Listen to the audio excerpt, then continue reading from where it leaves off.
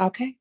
So we're here. We're live on YouTube. All right. You know what? Listen here, ladies and gentlemen. I can't make this stuff up. It's official. The Cat's Out Show. I am here on this amazing day to share some information with you guys from Team Work Englewood. We live, we uncut, we unedited. We're about to let the cat out the bag. I have the pleasure of speaking with, let me make sure I'm saying your name right. Marquita. Mykia. Mykia. Mm-hmm. Okay, and you are program manager, well, the legal manager for Teamwork Englewood. Is that correct? Correct. Okay, so today we're talking about expungement. You know what? Because even when you said expungement, I'm thinking about expungement. Like, what's that all about? So if you can kind of break expungement down in a nutshell. Well, first of all, let me back up. Tell our people who you are, where you come from, and what you're doing here today. Let's do that. All right, so my name is Mykia Merchant. I'm from the west side of Chicago. I got entangled with Englewood. I went to college with my boss's daughter, and yeah, she got me south. So, all right. Okay. You wanted to just go right in talking about expungement? Yeah, let's just jump right into it. Everything that we can talk about in this next half an hour or so about expungement. Let's ask all of the questions. Any questions that we can think of, let's just throw those questions out there and hope that we help someone today. So expungement. Okay. Exactly what is expungement? First of all, expungement is when you file you have to file a petition for expungement. So after you file the petition, expungement is when it is clear from your record. So the FBI, state police, clerk's office, nobody has this to their criminal background at all. So it's erased as if it never happened. So that's the difference between expungement and sealing. When you get your record sealed, so you can only get a record expunged if it was thrown out, SOL, stricken from docket, like you weren't convicted at all, you didn't take a plea deal, it's gone. Sealing is when you were convicted and you want to get it erased off your record. So with sealing, people of higher authority, so the clerk's office, the FBI, they will still have access to those documents, but housing, jobs, things of that sort, unless you're trying to go be a police officer, they won't have any access to those crimes. I can hear you. I think you're muted. Okay, and that's awesome. I think we got Martin G. Johnson that has joined us as well. So Martin G. Johnson, thank you for tuning in. Please feel free to jump in with whatever questions you have, sir. I have no questions. I'm just in. That's just it. So you know what? Now you mentioned something. You mentioned the difference between expungement and did you say sealing? Sealing. Okay. So who does expungement? You know, who qualifies to get their records expunged? Non-convictions. Non-convictions. And juvenile records. And juvenile records. Okay. Okay. And how long does the process take? So the statute states that it's supposed to take anywhere between 4 to 6 months, because after you file the petition, we have to send it out to the state's attorney's office, the arresting police agency, and the arresting police officer, and also the FBI. When it comes to objections, the only people that usually object is the state's attorney. If the documents on the petition seem right, the police agency, the FBI, they really don't care about it. But the state's attorneys, they will object. As of now, they don't have any guidelines to objections. The only reason that we've seen them object is if you don't really show remorse or if it's a reoccurring charge. So if you have a history of gun violence and now you've been off probation for 3 years, the judge is going to look like, okay, should I really clear your record from gun violence? Are you going to come back with another gun case in another 3 to 4 years to get that off your record as well? So if it's like reoccurring charges, you're not showing really little to no remorse in front of the judge, then it could potentially be rejected. So this is also something that is not like a guarantee when it comes to sealing, because if the state does object, we would have to go in front of a judge for this. So in the end, it will be up to the judge to grant or deny. But when it comes to expungement for cases that was thrown out or things you weren't convicted of, then that is automatically granted for expungement. Okay, so that's an automatic. You don't have to go in front of, you still have to go in front of a judge. Now, No, can I? if there's no objections, you do not go in front of the judge. You Okay, only go in Martin, front of the judge if there is an objection. I want to say something. So why is it that they don't have a criteria that you must meet when it comes to expungement? First, I mean that's kind of like bias, I think. So you saying like, why don't they have guidelines? Yes.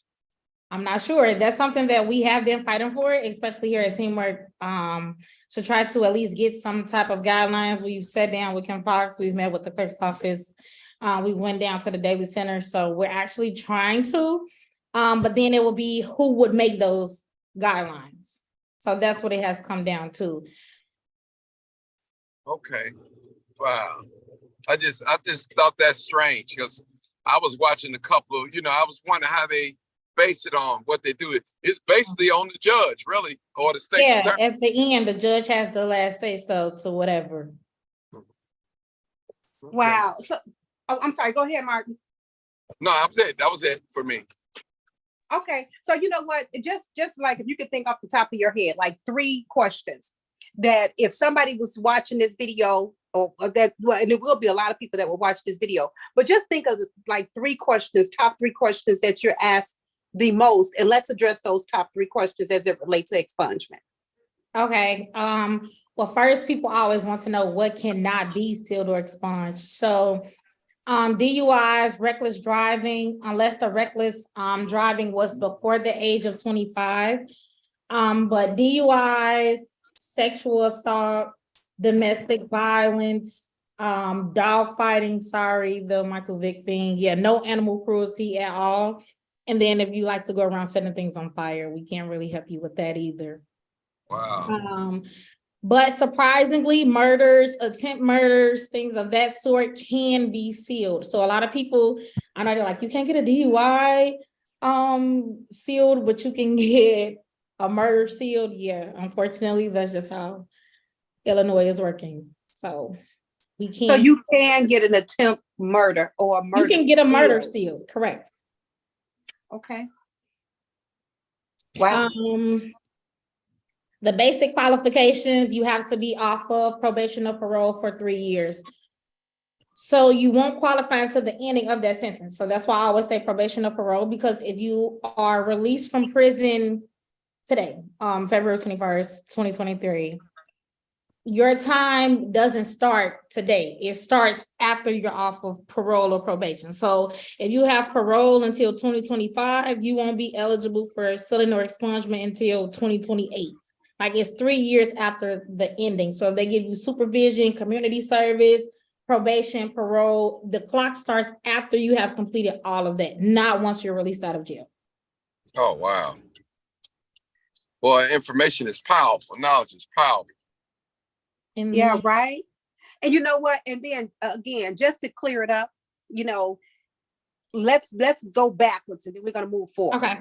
The difference between sealing and expungement, if you had to break it down to somebody that was listening, again, just so that they're clear, give us that backpack. Bring that back. So in simplest terms, the difference between sealing and expungement is gone as if it never happened. Sealed mean it's gone, but people of authority can still see it. Okay. And again, when it comes to expungement, those are for if it was no conviction. Correct. So if your case was thrown out, you can get it expunged. If you did any time, any supervision, any community service, took any plea deal, it can be sealed. And where do people come? Like, so if there's somebody listening, they say, you know what, I got something and I need to have it at least sealed if I can't get it expunged. Where do you go to get something like this done? Okay, so first you have to go to the police headquarters. Now, this information that I'm giving is only for the state of Illinois. Every other state has their own laws, their own protocols on how they handle things. So this is only for Illinois. They'll start by going to the police headquarters. It's on 35th in Michigan. You have to get fingerprinted. The rap sheet is $16. Our organization and some other organizations that I partner with, they do provide money orders for the $16, so you can go and get the rap sheet if you can afford it. From there, they'll stop into our office, speak with my paralegal. Our office is on 63rd and Halsted, second floor of the US Bank. And that's just how we get the process started. From there, she'll screen them to make sure that they do qualify. Then that's when I would prepare the petition. So the petition is pretty straightforward. You just break down the cases on that rap sheet that can be expunged, the cases on that rap sheet that can be sealed. I'll send out the copies. I'll be the attorney that'll actually go to court with them if they have any objections.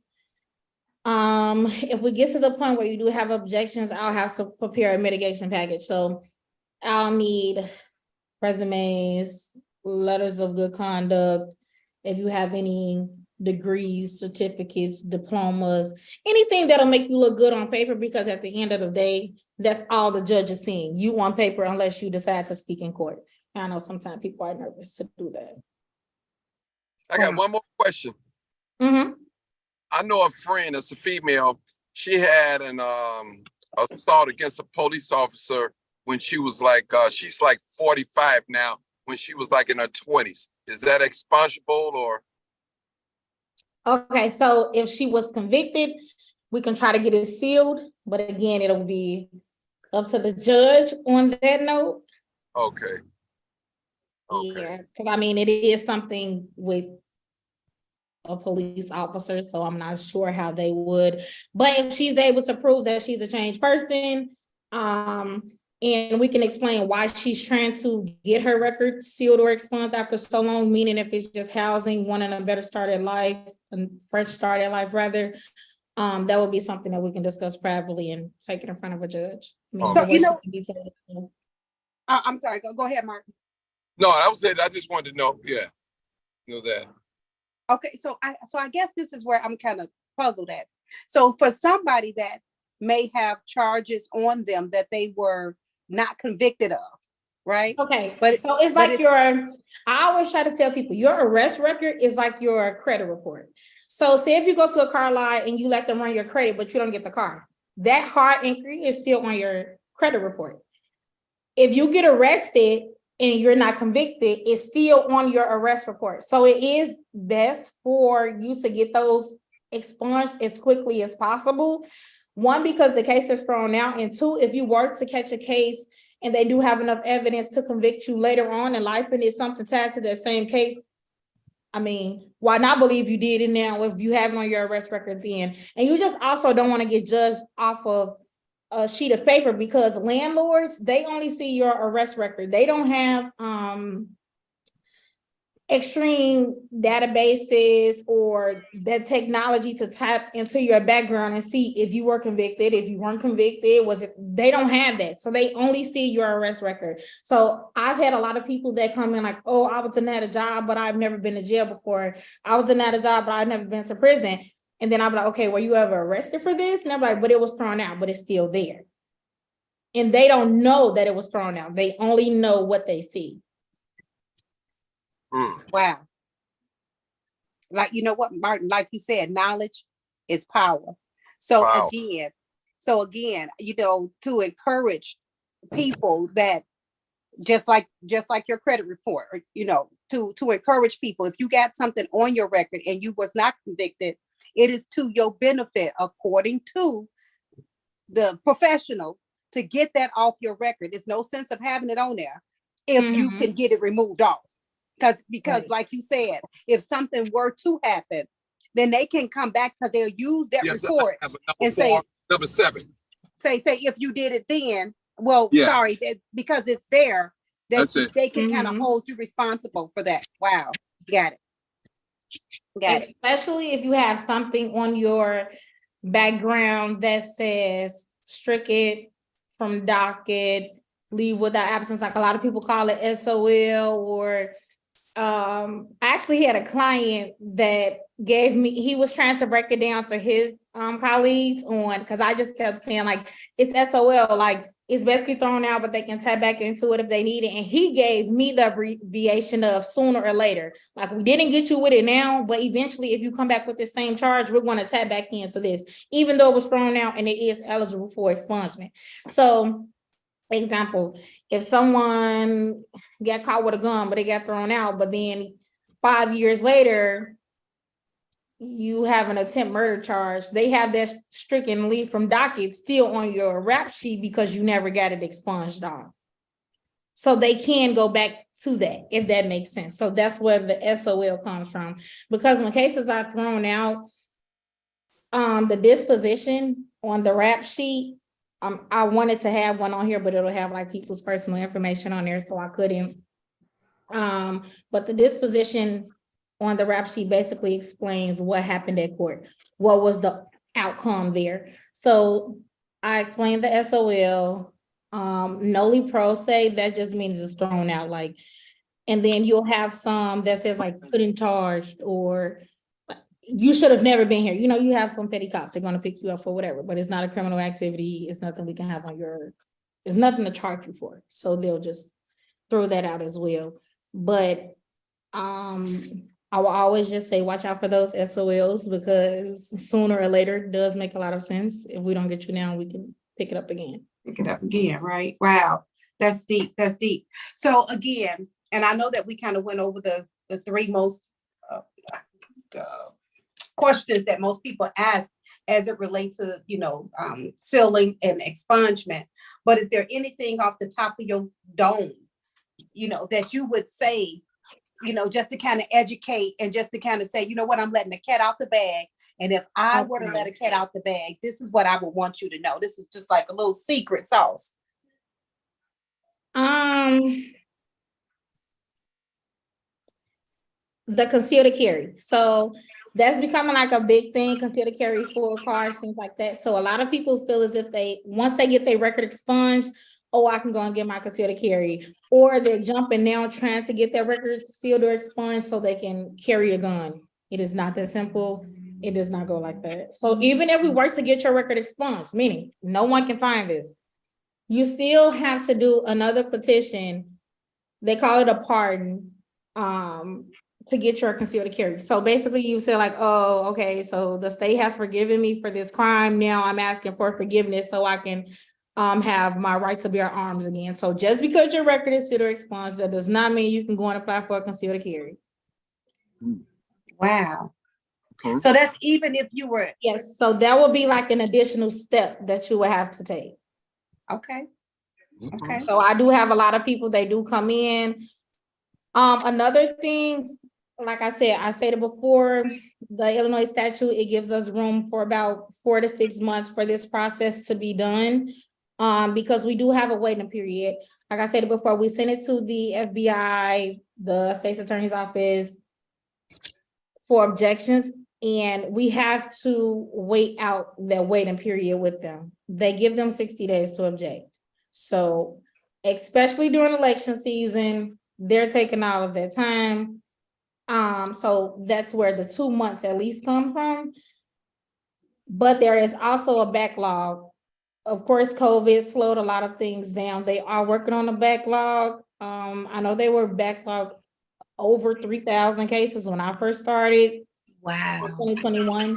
So they have gotten that backlog down. I'm not sure the exact number now. The last time I checked a few months ago, it was like backlogged about 1,000 cases. But they're still taking new and they're still working. They're not like just holding these to get those done. They're just doing them both at the same time. But it does take a while. So I always tell all of my clients at least 6 months to a year to get this process done. Like it's not anything that we can do overnight, unfortunately. And I know you gave this process again, but I like repeating myself. So for those people that may need additional information or that may need to use you, how would they get in touch with you again? They'll just come to our office. We're on 63rd and Hosted, 815 West 63rd, second floor of the US Bank. I do have a paralegal, so I won't be the person that they'll be talking to directly. I'm kind of on the back end, or if they have any questions that they need to ask her because she can't give out legal advice, then they'll see me. But if not, they'll just come see Work Engelwood, 63rd and Hosted, second floor of the US Bank. You'll ask for the paralegal here, Shania, and she'll get the process started. She'll screen them, hand them a money order if they need it, tell them where to go and the times they'll need to be there. Okay. Now I'm actually hosting a rap sheet day sometime in March. I'll let both of you all know the information so you can get it out on your platforms. I'll be taking about 50. I tried 100 in June. It was a little rough. So I'm gonna take about 50 individuals down to the police headquarters, pay for their rap sheets. I'll pick up the rap sheets, do the screening and everything. Anyone that we take down there, if they do have a warrant, you will not be arrested. We have their partnership with them. They just won't release the rap sheet to me. So that's how we'll know if you have a warrant. I can also look that up, but if I don't Well, at meet least you they until won't the go to day jail. of, it'll be safe for you to meet me there. Like no one will be arrested. Yeah, and then we just get the process started from there. So let me make sure I'm understanding this rap sheet day. You're going to take about 50 people and Mhm. you will pay for their rap sheet. Yeah, well, Teamwork And, Engelwood, not my kid, but, but right, my right, let's thing, get that but straight. yeah, You're like, Teamwork, what's I've going already on? Big talked with them. money. Yeah, it was not coming out of my Not wallet, coming out of your but pocket. I do have a budget here with Teamwork, and they're going to give me the funds for that. So June 13th of last year, I did 100 people. I went on social media, got 100 people to do intake forms. They met me down on 35th in Michigan. It was on WGN News. We had the mayor there. We had other organizations there. City Key was there making city keys for people. So it's like another form of an ID discount card, things of that nature. They fingerprinted them. They had employers there for people with backgrounds. And then I picked up the rap sheets a week later, screened them, set up. Oh, we also set the appointments there. So they knew when to come in. And this was around the time I was getting ready for the bar. So it was a little hectic. So I'm going to start with 50 this time because I'm going to be the one doing the petitions on my own. I don't have any other attorneys staffed here at Teamwork that's partnered with me for the settlement expungement. So yeah, I'm gonna start with 50. Yeah, right. See how Like I'm that gonna do goes. 50, like right. So how long so again, so this process, we're still talking roughly about 4 to 6 months that it could take before it's sealed or expunged or whatever the case may be. But this is amazing because at least they get a chance to get the ball rolling. And Yeah, for so those, they'll get it rolling. It'll be free. Any updates that I have, I'll release to them. I am partnered with a few other attorneys outside of Teamwork Englewood that helps me out with the settlement expungement. I'll see about how many people they can take as well. And we can go from there. I just don't want to say, oh, I'll get 100 people and then I create a backlog because it's taking me longer to do these 100 people petitions because I still have an open door policy for people to just walk in here. I can't just cut them out. So I don't want to add to the backlog. So I'm gonna start with 50. The first 50, I won't do like a lottery. First 50 to sign up, that's the 50 I'm gonna take. all right. Okay. So you know what, y'all hearing it here first with Vera Giles Norris and Martin G. Johnson, uncut, unedited. Partner, we can't make this stuff up, right? Pick it up. Can't make it up. So Martin, is there anything you want to add, sir? That's it. I'm having my lunch. I'm sorry. But That's okay. You just made me hungry. So again, listen, ladies and gentlemen, we've heard how important it is to exercise your right to seal your record or the expungement process. You know, I'm study trying to think of questions. I don't have any more off the top of my head. I think we kind of answered the top 3 questions that people ask. How long does the procedure take? We answered that. We do know those things that qualify for expungement. We know those things that qualify to be sealed. And just to repeat, and correct me if I'm wrong, those things that qualify to be expunged are those things where you were not convicted of. And Correct. then there are certain things that qualify to be sealed. However, there are things that do not qualify to be sealed, like, you know, if it's arson, domestic violence, and Correct. certain things that do not qualify. And also any federal convictions that are outside of Illinois as well. I know some people, they were like, oh, I caught a charge in Wisconsin. Well, we have to go back to Wisconsin to get that figured out. I don't practice law there, so I wouldn't be able to help, but we do have people here. I don't just send them along the way. I'll try to find an organization like mine that's in the city where they caught the crime. I don't just try to send them along the way. But if it's not in Illinois, then there's nothing that I would be able to do to really help besides help you find another organization that can help you. Wow. But So also these are only Illinois laws. This is only, everything that I've told you is from the Illinois statute. Every state has their own law. So even if you caught a case in Gary, Indiana, that is still Indiana's laws. So. it is what it is. So Yeah. again, Mykia, I think we kind of answered a lot. We've been on here roughly, going on almost a half an hour. If there's something that you know that we haven't covered, can you please exercise your time right now? Because I'm running out of questions. I think we kind of nipped this in the bud. But if there's anything that you can think of. No, I had actually wrote down 10 questions too, and I've hit them all actually. So yeah, and I think we did hit them all actually too. So that's why I'm excited about that. Again, you guys, first of all, I want to congratulate you for being amazing and doing all of the hard work that you're doing. It's like, wow, that's amazing. And then again, let's give it back up to Teamwork Englewood. That, man, you know what?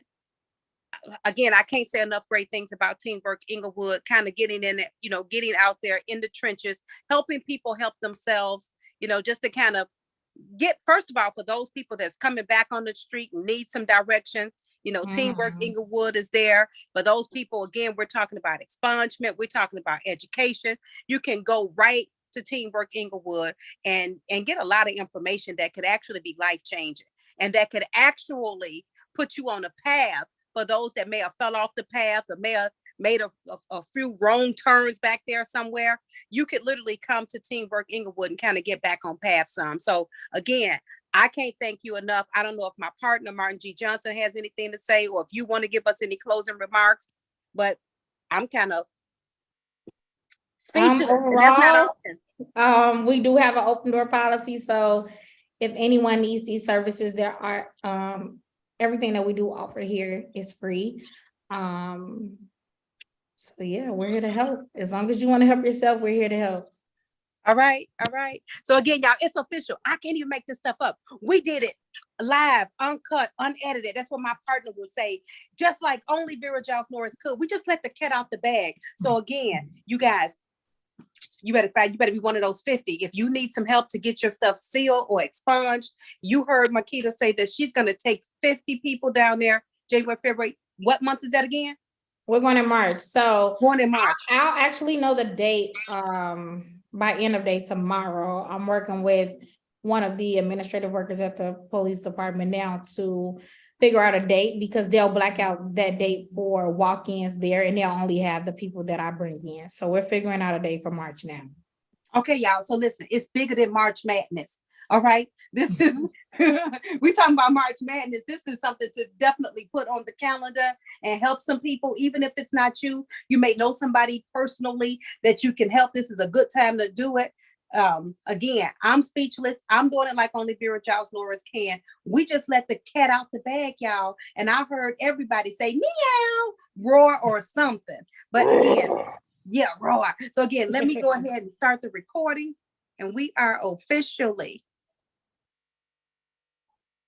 All right, I'm out.